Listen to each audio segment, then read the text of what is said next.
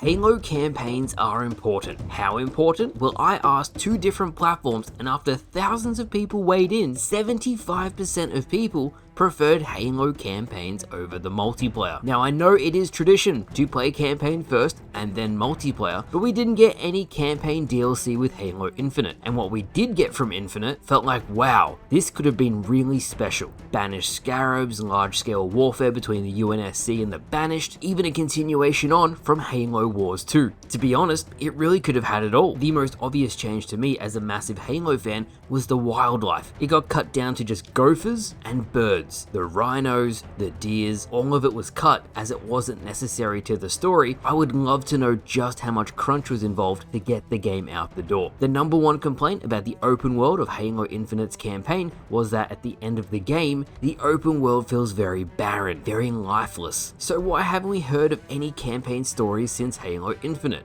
Well, to be brutally honest, and Jez Corden said this yesterday, to the suits at Microsoft, it doesn't bring in the money. The microtransactions do. The perfect example of this is Pirate Software was working on StarCraft 2 DLC for 2 years. Blizzard released a sparkly horse skin for $15 on WoW. That $15 microtransaction made more than the entire StarCraft 2 expansion. That is crazy. There's a reason why these companies do this, because people just buy everything, and from the outside looking in, it seems to hurt the overall quality of games when everything has to be a live service. They all want to be the next Fortnite. So you have 75% of people wanting Halo campaigns. For argument's sake, let's say a Halo campaign is $60. Right now on Infinite, that's 2 armor bundles, and people are happily buying those cosmetics over and over and over. It definitely seems like the suits over at Microsoft are trying to push the narrative of why make a new game when we can just put these skins in the shop and people will happily pay for them.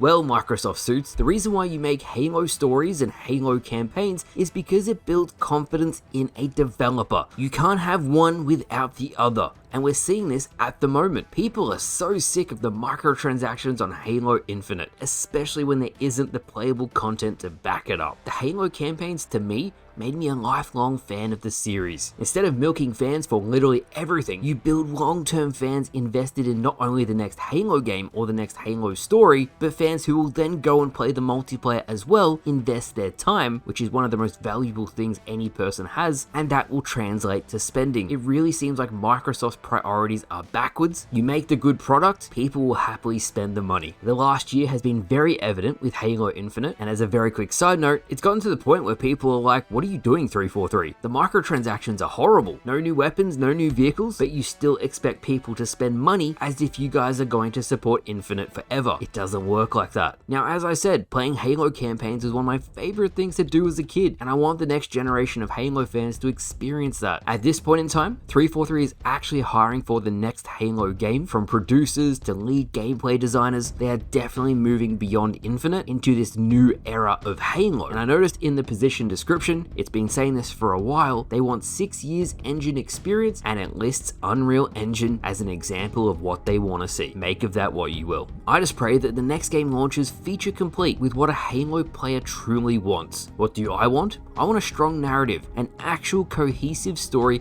that moves the franchise forward. Each 343 campaign feels disjointed, and I don't think you should have to read the books, comics, or other media to know what is happening in the broader Halo universe. Of course, as standalone stories, they're great, but a majority of the population aren't going to read the books, and that needs to be factored in when making a game. I also don't want another open world game if it's going to be like Infinite's campaign. If Microsoft isn't willing to give 343 the time to finish it to a standard they envisioned, then a linear campaign with wide open areas like the original trilogy would be better. And that's coming from someone who did enjoy the Infinite campaign. Out of 20,000 people, 75% or 15,000 people preferred Halo campaigns over multiplayer. That's a staggering majority. Is it higher because so many of us wanted campaign DLC and a new game? That's definitely a possibility. But what it does say is that there's a desire for good Halo stories. Spin-off games, mainline games, it doesn't matter. The people want new Halo experiences, they want to be immersed in a world, they want something fresh. So here's the thing with that, graphics are so far down the list of what makes a good game, and yet good graphics are the primary reason as to why games take so long to develop nowadays. I remember reading the original Bungie vlog, and they said the jump between Halo 2 to Halo 3, the original Xbox to the 360, required so much more work, so many extra polygons and triangles. The default images were such a higher res that it required a substantial amount of work. And now we have games in 4K. So when you factor in how long it takes to make a game now, and the primary reason is the graphics, I really wish it wasn't the case. Focusing on the writing and telling a compelling story over visual fidelity is so much more important to me. I mean, I do play the original Halo Combat Evolved from 2001, so graphics really aren't that all important to me at all, but I know if a Halo game launched and the graphics weren't as good, I know so many people, not necessarily in the Halo scene, but the broader gaming community, would make it a sticking point. They would say the game looks bad, so the whole game is bad. And to me, that is a primary reason to explain the bloating and the long development cycles of AAA games today. In any case, among the Halo audiences, the broader gaming audience, people want new Halo content. New Halo stories, new Halo multiplayers. There really is so much potential for this wonderful franchise. Even last week, you guys made some amazing suggestions for a spin-off Halo game. We're about 2 weeks away from the Xbox Game Showcase. I am praying we hear something. So thank you all for watching. Halo campaigns are important. They move the franchise forward, and I hope 343 and Microsoft realize just how valuable they are.